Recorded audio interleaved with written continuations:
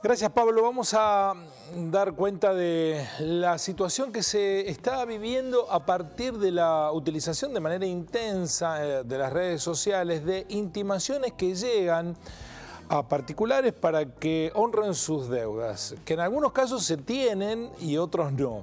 Son los conocidos como pagos extrajudiciales o demanda de pagos extrajudiciales. Vamos a tomar contacto con el doctor Cristian Ramonda de la Defensoría del Pueblo, del área de defensa del consumidor, porque en la Defensoría del Pueblo están recibiendo cada vez más denuncias respecto de estos apremios virtuales. Doctor, buenas noches, ¿cómo le va?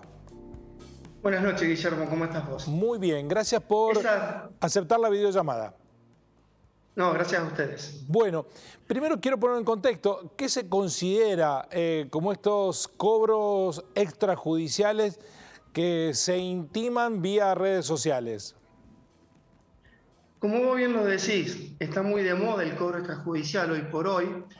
Lo que nosotros notamos de Defensoría del Pueblo, que la mayor vía de comunicación es la vía WhatsApp, mayormente. Otra parte va vía correos electrónicos, no es tan masivo, pero sí vía WhatsApp. Generalmente lo que hace la gente es reciben un contacto por WhatsApp con un mensaje predeterminado que generalmente tienen los datos, nombre y apellido de la persona y por allí algún dato más complementario. También ha pasado casos que envían datos que no corresponden a la persona que recibe el WhatsApp. Y es una forma también de que la persona que recibe el WhatsApp devuelva el mensaje brindando cuáles son sus datos. Pero lo importante acá, ¿cuál es? La persona recibe vía WhatsApp un contacto donde se lo intima por una supuesta deuda, para que dentro de un plazo de las 48 o 72 horas se comunique con ese número telefónico o a un número telefónico que el mensaje le da a los fines de asesorarse respecto a una deuda.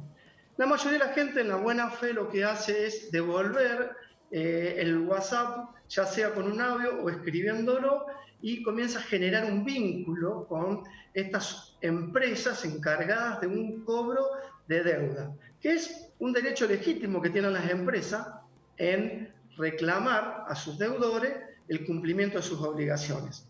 Ahora bien, ¿qué es lo que pasa? Cuando estas empresas se contactan vía WhatsApp, muchas veces no lo hacen utilizando ciertas prácticas. Y generalmente lo que uno está observando que hay una falta de trato digno con los usuarios consumidores. Como así también se los pone en una condición, intimándolos. Hasta en algún punto hay una cuestión hasta psicológica a la hora de contactarse, más que todo en el modo como la persona recibe los mensajes de texto.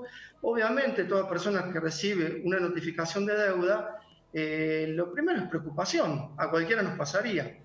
Al momento de contactarse con estas empresas deberían respetar algunas pautas básicas, como por ejemplo presentarse, informar qué empresa es, decir de qué empresa es la deuda, para que yo, quien soy supuestamente un deudor, saber que la deuda proviene de tal empresa determinada y que esta empresa es la responsable de cobrar esa deuda. Doctor, hasta ahí, sí. ¿Por qué la Defensoría del Pueblo recomienda no contestar estos mensajes? ¿Qué es lo que pasa? Muchas veces la gente, en el afán de canalizar la preocupación de la deuda, comienza a brindar datos. Muchas veces estas empresas también le facilitan de manera generosa, rápida y ágil una cuenta para que las personas transfieran dinero o depositen a favor de alguien con el fin de cumplir con su obligación. Entonces, ¿qué pasa? La rapidez que dice, bueno, consigo dinero de algún lado, pido, saco, pago la deuda y ya está terminado el problema. ¿Y qué pasa aquí? Que una vez que la gente paga la deuda, lo primero que hace es volverse a contactar solicitando un libre deuda. Allí se encuentran con que los números ya no existen, o en su defecto las empresas les dicen que no, que el libre deuda no se puede dar porque todavía queda un saldo remanente. Y entramos de nuevo en una situación de volver a juntar dinero para pagar la deuda. ¿Pero son deudas existentes, doctor, o se consuman estafas engañando, utilizando este ardid de las redes con gente que no tiene deudas? En realidad, lo que hacen las empresas, ceden o transfieren su cartera de clientes a estos organismos, estas organizaciones que se encargan de perseguir y cobrar. En algunos casos las deudas son ciertas. ¿Cómo lo corroboramos nosotros? La gente se llega a la Defensoría del Pueblo con la inquietud, los asesoramos, canalizamos sus inquietudes y lo que hacemos, intentamos buscar un vínculo entre esta persona y la empresa a la cual supuestamente existe la deuda. Si la deuda existe, la empresa lo primero que hace es informar que es cierta, que la deuda existe y brinda información. Si la deuda fue ya cedida por parte de la empresa, nos informan cuál es el estudio jurídico con el cual se debe contactar el deudor.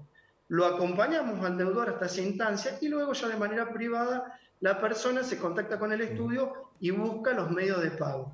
Pero también existe que te llaman diciendo que tenés una deuda, no te informan de dónde es el origen de esa deuda, la gente en el apuro, en la preocupación, en no querer tener una deuda, a veces no son montos tan importantes, la gente busca el dinero de algún lado y paga. Doctor, ¿y qué pasa? Que después que paga, cuando la gente se da cuenta que esas deudas no existían. ¿Son muchas las denuncias que están recibiendo en la Defensoría? En estos días, los últimos 2 días de esta semana, solo han entrado un par. La semana pasada hubo una gran cantidad, pero viene creciendo realmente, sobre todo las consultas. Reconozco, y esto es lo que yo sugiero y sugerimos de la Defensoría, que la gente cuando experimenta esta situación busque la asesoría correspondiente.